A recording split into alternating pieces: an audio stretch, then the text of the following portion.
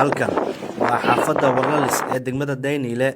waxaa lagu dilay Allah u naxariistee saddex hooyo oo markaasi xaamilo ahaa waxaa lagu kala magacaabi jiray Allah u naxariistee Maymuun Xasan Fartuun Xasan oo walaalo ah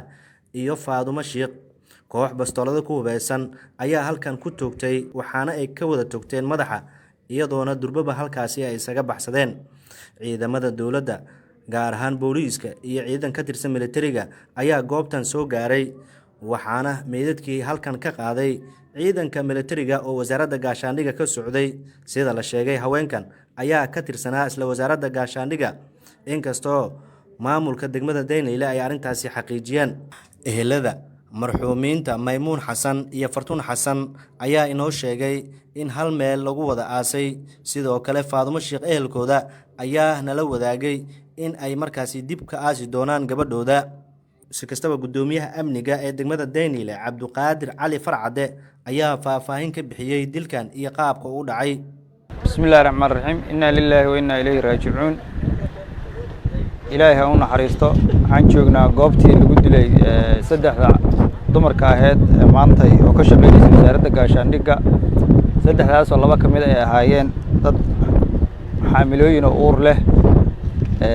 sida aad xogta ku hesheenba waxaa meeshan ka dhacay dilkii maanta saddexda gabdhood oo lagu dilay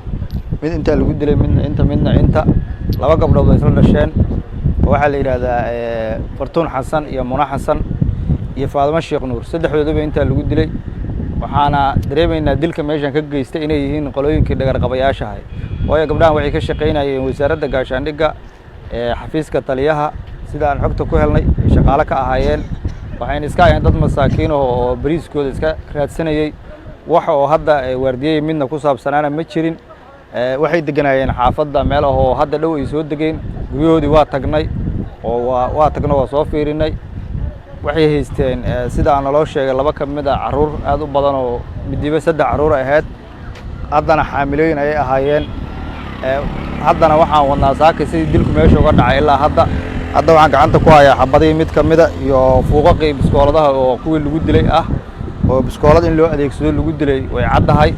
waana sida aad ogtihiin dhagar qabayaashii waxa dhibkan geystay annaguna waxaan ku hor jirnaa ilaa saakay hay'adaha amniga iyadoo aan kaashanayn ilaa hadda waxaa socda baaritaan